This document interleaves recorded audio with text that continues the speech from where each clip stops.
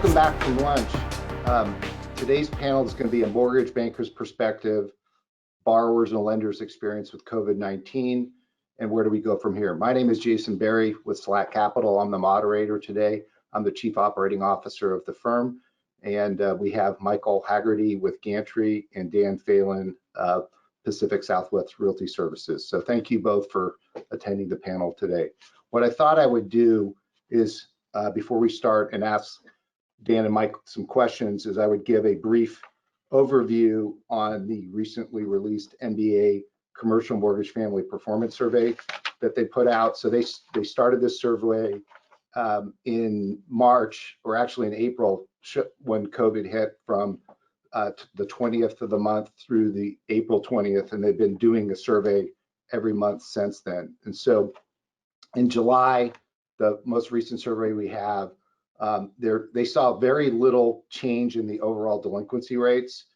And then the COVID inquiries and requests fell in June, but executed actions increased.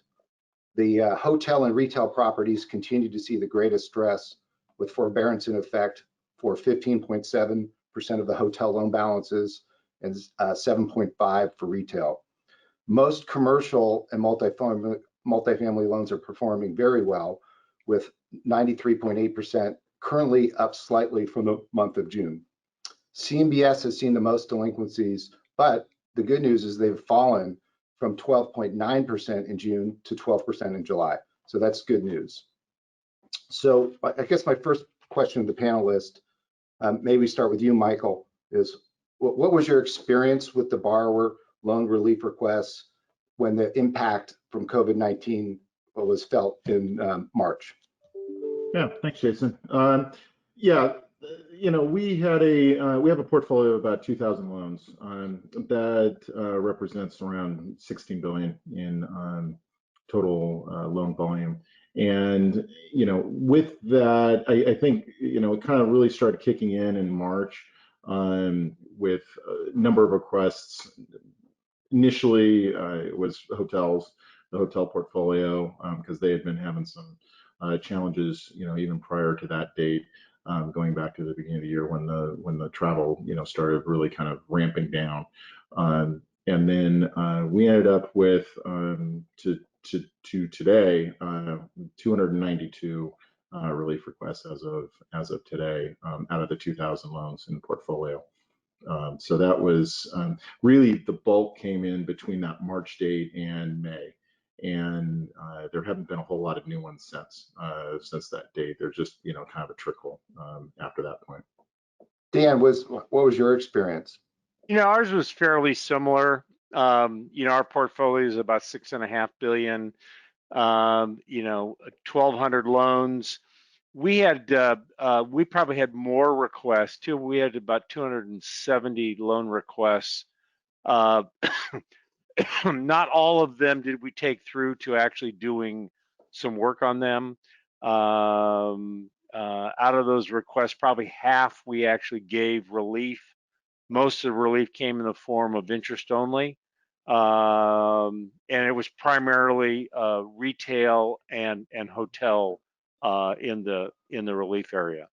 Yeah, our experience was similar. Our portfolio is about 1,170 loans, and in that first month time frame, we got about 142 requests that came in through our servicing department. But I'd say we fielded dozens and dozens of other borrower calls that went directly to producers, just more, you know, talking down the cliff about, you know, people freaking out. And so it was really, you know, our role was to just sort of educate the borrowers and you know put them at ease that not everything needed to go in and ask for a request.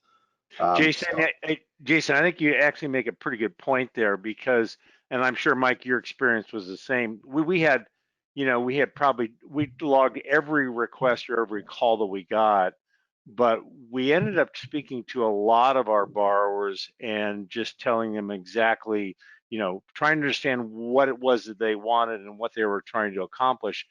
And in many cases, when we explained, you know, the process, the paperwork that was needed, as well as the consequences of of actually asking for a request and getting a request, i.e., even though it's COVID, it'll be on your record.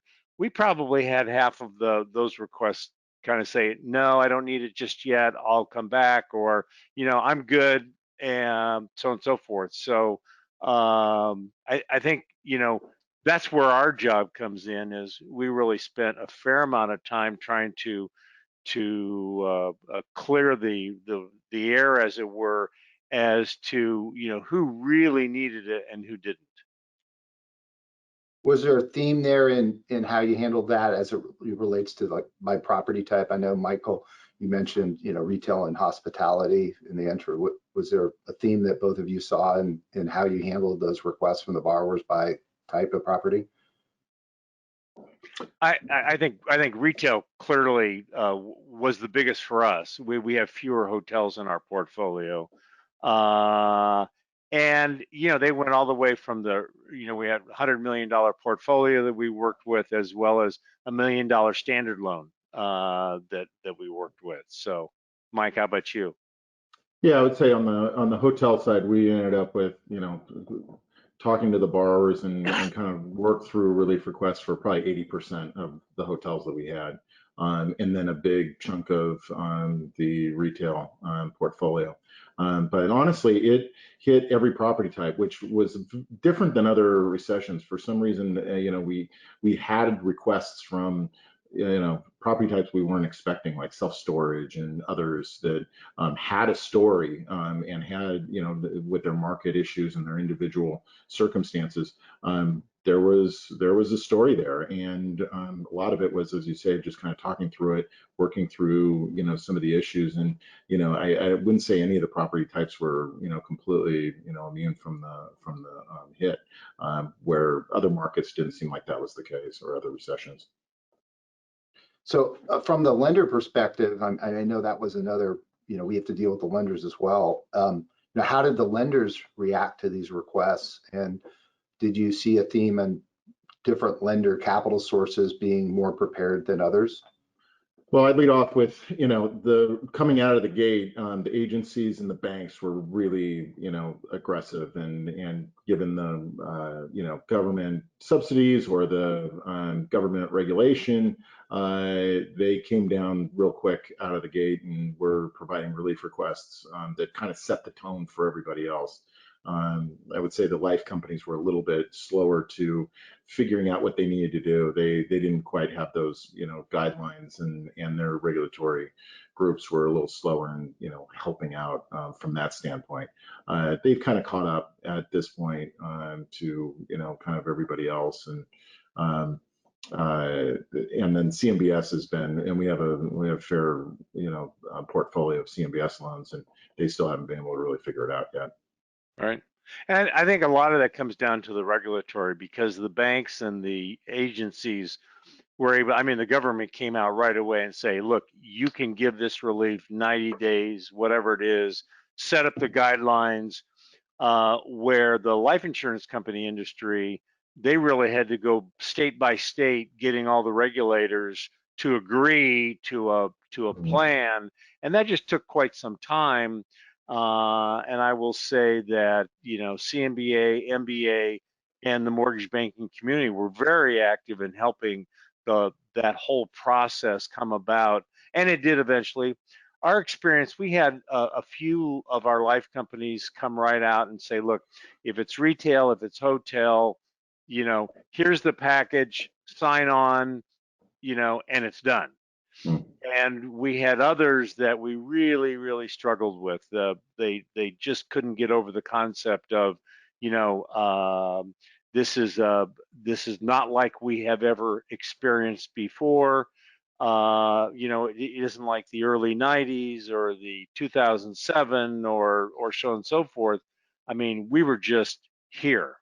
Literally within a week, we had all of these requests. So, but I think, some of the life companies did very well, had it put a program in place very quickly, and it was literally, send us the information, sign the document, and it was done, interest only, for 90 to 120 days. And we've got one that we started March 15th, and we just now signed the documentation. Yeah, I mean, I think our experience was similar. That what I found interesting was that our borrowers range from very sophisticated to very unsophisticated. And when the news came out in the banks and the agencies, it was pretty public. We literally had some borrowers thought it was the government plan, and every loan was like, I want the agency deal. It's like, well, you have a loan with a life insurance company. They're not Fannie Mae or Freddie Mac. So we had to go through that education. And then, our life insurance companies, I mean, they didn't have the specific government plan, and like you said, but I think many of them basically told us that, hey, look, engage with your borrowers, make the April payment. I mean, this is the general theme, is make the April payment. If you need relief, submit the appropriate paperwork, explain what the plan is. And I think they rallied very quickly in April, and reacting, because they all had a different philosophy. We did have a couple life insurance companies that, hotel hospitality in particular, basically were actually proactive, telling us, say, hey, they can get this, they just need to ask. So, we had to circle back through borrowers, and some took it. Honestly, a lot of our loans are lower leverage, so a lot of our hotel operators didn't need it, even though their hotels were closed, and they just didn't want to do that. So that was our experience. I think on the CMBS side, the other thing was interesting, Mike, you brought that up, is that we did have 5 CMBS loans actually go through formal relief requests for those first 2 months. None of them ended up getting done. And most of the borrowers actually pulled them back after they found out the special servicing fees and all the deposits and money they had to send in order to process it. So all of those, none of those got processed. Yeah, that's been hard to find a CMBS, workout that, got to the finish line. It's been a real challenge, when you're, pitching the deals, it's not a theoretical model anymore. This is exactly what happens. They're unfortunately, and they're very nice people, the people that are on the other side, the special servicers and master servicers, want to be helpful, but they've got their hands tied with the documentation and the way the CMBS, loan is structured. And unfortunately, in this sort of market, it's going to be really challenging. Because I think flexibility is going to be the key, and I think that repurposing properties and changing how we look at real estate here on the West Coast is going to have to change. And unfortunately, I think CMBS is pretty inflexible for being able to do that, and it just has resulted in just not being able to really get anything that was that worthwhile for the borrowers. And I think it's going to be a lot to play out and see where it ends up. I understand that there, a big chunk of the hotel, CMBS loans are, out there in special servicing, and how it gets played out. It's going to be interesting to see. So, Mike, they're still trying to figure out the process. Is that correct, or their hands are just still tied because of the documentation? The thing is, they're taking a very strict view on, how they're interpreting those loan documents, and they're, oftentimes just, their attorneys are getting in there and protecting them, and they're doing what they're supposed to be doing to, help their interests. There isn't, where the life companies and the banks and agencies are kind of stepping out and taking some additional risk. You're just not able to do that with CMBS, oftentimes to the detriment of the property itself. Sure. Yeah, and then the triggers, the non-recourse, but you lose your cash flow when the cash flow gets triggered. So that's always an interesting conversation. Well, that's the current wave that's happening. That's what's starting to pop up, because I think, Dan, you were talking about talking to the borrowers and coming up with a game plan in March and April, and see how it goes, and then you come back to them. Well, it comes down to the performance, right? So now we've got our second quarter numbers in for CMBS, and yeah, there's triggers that are going to be hit, and some of the borrowers just didn't necessarily, who knows if they read the loan documents that closely or not, if they knew what they were getting into. But the reality is CMBS is coming to roost here. Right. Yeah, we were fortunate, actually. We had a couple borrowers that the year before, when Mattress Firm went through their bankruptcy and sending letters out, that actually triggered some interesting conversations with some of our borrowers that had CMBS loans, and we actually they defeased those, and we repurposed them with life insurance company balance sheet lenders that control their cash flow. So you know, that's an educational experience that, you know, some borrowers, the trade-off of, you know, non-recourse, but you lose control of cash flow, versus recourse, but you can control the property and do what you think is right. So it's always an interesting conversation. So what I think that I would just add in there, this is a good educational moment for anybody who's in the industry right now, you know, for, you know, down the road when you're pitching deals and, you know, positioning, you know, how, you know, the lenders lay it out. This is it. This is Right. where, you know, the issues, you know, are being played out. Well, I think borrowers are going to remember, you know, borrowers who have a GSA loan and a CMBS loan and a life company loan, they're going to look at, you know, how they got treated during this period of time, and they're going to make their decisions accordingly for their financing that comes up in the future. And you know, but it bodes on us as well as, you know, the mortgage banking community. You know, more than ever, we have to look at the asset and say, you know, is it the right place for you really, with the agency, with the life company, with the GSE, and oh, by the way, this is what's going to happen if COVID ever happens again. So anyway. Well, rate and proceeds always win at the end of the day, but, you know, yeah, it is the mortgage banker to, you know, kind of guide them through. 10-year interest only non-recourse loan sounds that looks pretty damn attractive. Yeah. Yeah, that's true. That's true.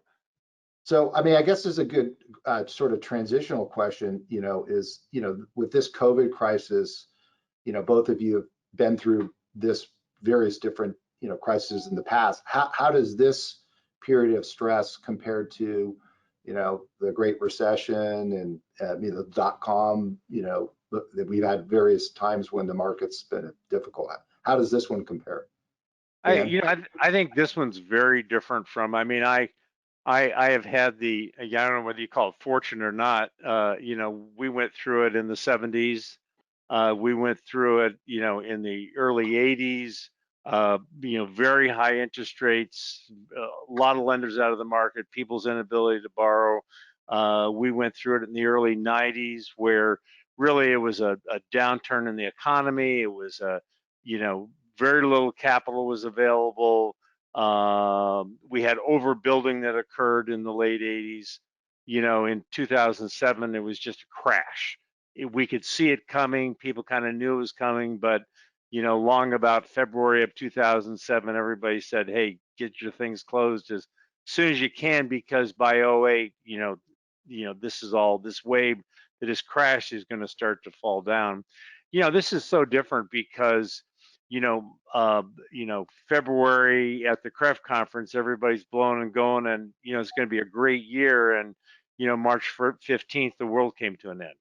So it just came on us so quickly, with, you know, some forewarning, but not much. And so it was just, yeah, I think it was a more challenging time. I don't think I've ever seen, you know, that many requests for relief come in a week's period of time. Yeah, and usually we're in California, so we were also told to shelter, move every non-essential employees. So that was always an interesting, trying to deal with the load, and then you're dealing with your people having to work from home. Mike, what's your perspective on past crises? Yeah, my experience doesn't go back quite that far. You know, I've kind of you know, started in the industry in the, you know, 90s, early 90s, and, you know, the early 90s recession had a commercial real estate focus on it. I think that this is kind of similar in that way, in that, you know, there is a lot of commercial real estate ramifications in the recession that we're in, which is a little different than a few of the others that we've had since then. You know, the focus on, you know, how multifamily, hospitality, retail, medical, office. All these property types are all impacted by what we're dealing with right now, and repurposing of properties and how we get out of this thing is going to have some challenges. And are the capital sources going to be there for all the properties, especially the ones that are coming up with maturities? We do have some maturities that are coming up here in 2021 and beyond, and are we going to be able to get to the dollars that are outstanding? I think there's going to be some challenges there, and so I think we could be kind of right in the middle of this thing where in 2008 it was so focused on the residential side. I think that doesn't seem to be having as many challenges in this recession. So so I think there's a lot of work to do for us as mortgage bankers and real estate people. Mike, that's an interesting thing you brought up, was maybe the lack of either the lack of capital or the lack of interest in a lender to roll that loan over in 2021. Yeah, exactly. And in the early 90s, that's the problem we had. We had loans coming due. They were performing properties. Borrowers had made all their payments. They weren't in default, but the lender had gone out of the market. There was nobody to take over that share and to make that loan. And so we had a lot of loans go into default because they were maturity.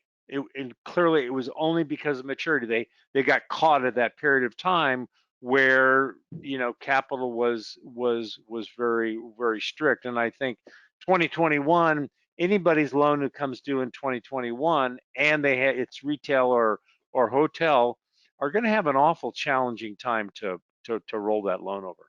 It depends on the strength of the Sure. income source, and that's the capital may be there, for the top quality A properties, but for somebody who's had some challenges with the repurposing of their property or really having to put some extra capital in, question is, where is that going to come in? Are you going to have the sources?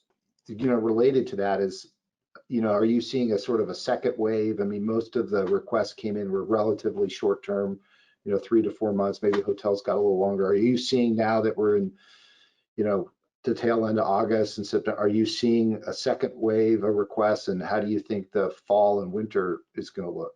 I would say, for us, it's a lot of it is just rolling up the sleeves, time for, the deals that are popping up now. And there is a little bit of a second wave here. It's not nearly to the numbers that we thought it was. The income, and we're seeing especially on the CMBS, portfolio and others where we get, quarterly statements, we're seeing, the flow of, tenant receipts, and it's been pretty strong. So no, it's not that I think that we're going to have a huge wave like we did in the first round, as Dan was saying, with the number of relief requests per week. We're probably not going to go back to that, but the ones that do show up are the ones that we're going to have to sharpen the pencils on and really dig into it. And I think the lenders may be less enthusiastic about rolling it and additionally adding additional relief unless they can really demonstrate what's going on. And I think that gets back to just historical cash flows and where they could end up with from a position standpoint for the borrowing entity, and can they support that loan? Right. So it's going to take some work. Yeah, I actually had a loan yesterday, talking with a lender and then having to make the call to the borrower. Borrow retail property, Chuck E. Cheese and a gym and so on and so forth. So they had lost a lot of the income, and so the lender gave them 90 days relief. Borrower came back and said, gee, I'd like to get another 90 days, and by then we'll start to maybe replace some of these tenants, or we'll, do whatever. And the lender took a pretty hard position. They said, look, I looked at the cash flow that you submitted. Yes, there's not much cash flow, but at break even, you can pay the debt service. So I want you to start making the debt service. He said, I'm not the lender of last resort. I don't want you putting money in your pocket when I can be paid. So, they denied any further requests. So, like Mike said, I think they're scrutinizing pretty hard this second bite at the apple, and making their decisions accordingly. Yeah. I mean, I think our experience is similar in that, in this last time, we only have 14 requests, new requests, of which half of those are sort of seeking a second round. And the new ones are more of a function of they have visibility into what the tenants are doing. Like you just said, a tenant might have been a gym that absolutely blew out single. Right. So they know exactly what the problem is, and they go to the lender saying, okay, this is going to be a little bit sustained. I need, interest only or some sort of relief to help me get through this process. And that's usually an open conversation. But, we have the same thing with borrower education, that especially the balance sheet lenders, they do look back in time. And, we had examples of, a borrower asking, it was pretty tight coverage, but the lender went back and said, hey, you pulled out $2 million of cash out of the property last year. Maybe you should carry it for a year or two, and then we can have a conversation. So they're smart in how they react. So, and I think it's fair. So, related to this, and I know we touched on it a little bit, but, how will this COVID experience affect future borrowing? And, what do you think the impact is going to be to the various, capital sources, as a result of this crisis? Well, I think one effect that the COVID is going to have is that we're going to see a lot of tenants that have gone away and are never coming back. So we're going to have to deal with, the values of real estate. I mean, if anybody's had to get an appraisal, in the last month or so, they're seeing diminishing values from January of this year. And like Mike said earlier, they go to refinance their loan, and instead of now originally being a 65% loan to value, now it's an 80% loan to value. And the lender's going to say, hey, you got to put some cash up, or you got to do something else. I'm not going to make an 80% loan. We're going to see some loans that don't qualify, whether or not they're coming up for refinance in 2021 or 2022 or not. And we're going to have to kind of deal with that. The other thing that I think we're seeing is we're actually seeing properties with some smaller tenants, where the smaller tenants are more flexible. I mean, they're going out into the sidewalks and setting up their hair salons, or they're going door to door to cut hair, or the restaurants are going outside and setting up tents, especially the smaller mom and pop kind of restaurants where the chains are just closed. I mean, they just, we want you to take care of us, Mr. Landlord, and so on and so forth. So I think the landlord's perspective, and i.e. the lender's perspective back from that, is going to be different on the type of tenancy that you have and the willingness to finance it because of that. I would just add that, I think that reputations in difficult times are, built, and they're also destroyed. I think there's some lenders who have really stepped up and come out of their box to, provide some really needed assistance, especially for borrowers and tenants on the, front lines of having to, deal with the reality of the COVID situation. Some have really, stepped up to provide meaningful assistance to those properties, and ultimately keeping those businesses and those jobs open. And then there's other lenders who may have decent intentions, but ultimately are creating more harm than good through indecision, not being able to make the timeliness, those kinds of things that create more challenges for the property. So those kind of things are later on, and can kind of, it's easy to just schlep deals one after another during good economies, but it's during the bad ones when you really figure out who a lender is.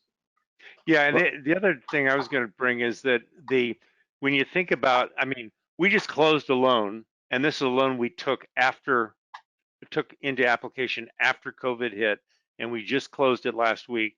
It was on a new apartment building that was 100% VRBO. And we found a lender to do it. Well, I mean, I was amazed. My young guy, went out and he found a small little lender who said, yeah, we'll do it. We want a year's reserve. We want this, we want that. But they actually made the loan. So I think what's going to come out of COVID is, that the borrower is going to need the mortgage banker even more so coming out of this, because there's going to be challenges in real estate. And that's where our expertise comes in, is, where's the capital? It's going to take different types of capital to deal with different situations. And maybe the life company's not going to roll this 80% loan over, but maybe we have somebody else who will for the next 2 or 3 years, and then until it gets stabilized. And so I think coming out of this, we're going to see, I would like to say we're going to see where a bigger reliance on the mortgage banker. I think there's also going to be some changes in our life companies and in our lenders.